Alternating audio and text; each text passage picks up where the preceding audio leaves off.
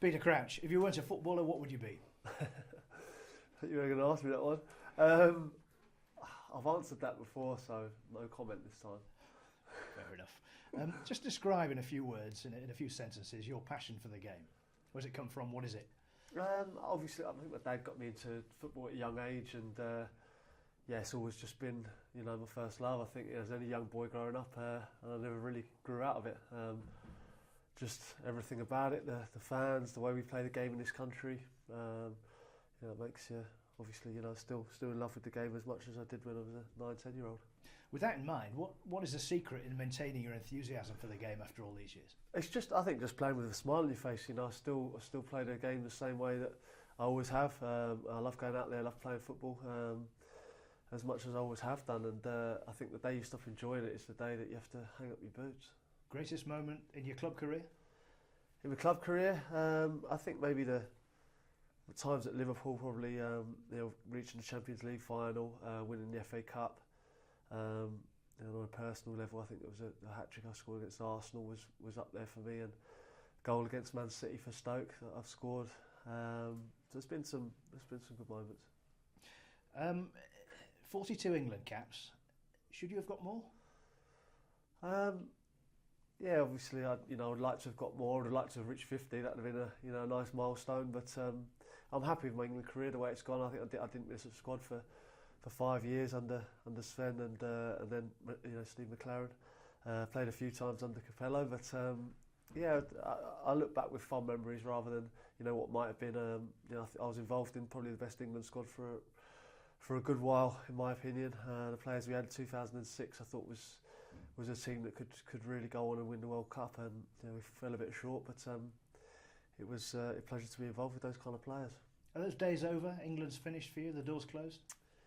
It looks to be that way, yeah. It's not something I look to now. I never look to the next England squad or anticipate the selection because it hasn't come for quite a while now. It looks like the manager's going with younger players, and that's obviously the way he's gone, and we always have to evolve. So, in my opinion, I'll concentrate solely on the Premier League and Stoke City, and it's certainly something that I don't look to anymore. There's one more daft question, so let me just prime you for this. No worries. When you were big and red and your feet stuck out of the bed, did your feet get cold? I'll be honest. I'm so used to them sticking out the bed. I quite like it now. When I've got a big bed at home, and they are covered up at times, I always make sure I get the feet out because I can't sleep otherwise. No? Spot on. Right, some more sensible stuff now. The season so far, 8 points. Should it be more? Yeah, but it definitely should be more. I think there's been games. Certainly, I looked at the game at QPR where we were leading. Should have seen the game out there. That was disappointing. And there was a couple of home games we've lost. We're usually so formidable at home. Obviously, look at the Leicester game was disappointing, and Aston Villa as well. So they're games that we should be winning. But then obviously we had a couple of surprise results. Away at Man City was a fantastic achievement for the football club. So. As long as we keep playing the way we are, then we'll pick up points and we'll be look towards the top half rather than the bottom. What about your own game? Have you had to bide your time a bit to start with on the bench? You've played yourself back in. How's that happened? Yeah, well, obviously at the start of the season, obviously we brought new players in, and it's always going to be the case. And I think the way things have gone, obviously after the first 2 games, I've found myself back in the team and have a look back. Really enjoy it, love it. Love being part of this team now. I've scored a few goals and been involved in quite good partnerships with Juve and Moses either side of me at the moment, and Victor Moses has set up pretty much all my goals so far. So long may that continue. Is that key, having that pace and that supply line? Yeah, it's really enjoyable at the moment to be playing for Stoke up front, because the pace, the ability we've got behind, it certainly helps me as a forward. We've got players who are in and around me supporting me, and whereas previous years there's been I've been a bit isolated at times, but we've got that much, those players with that kind of pace around me. It's a huge help. Have you had to tailor your game as you've got older? I don't think so. No, I'm still playing the same way that I always have. Really, I've never had blistering pace. I think that's fair to say.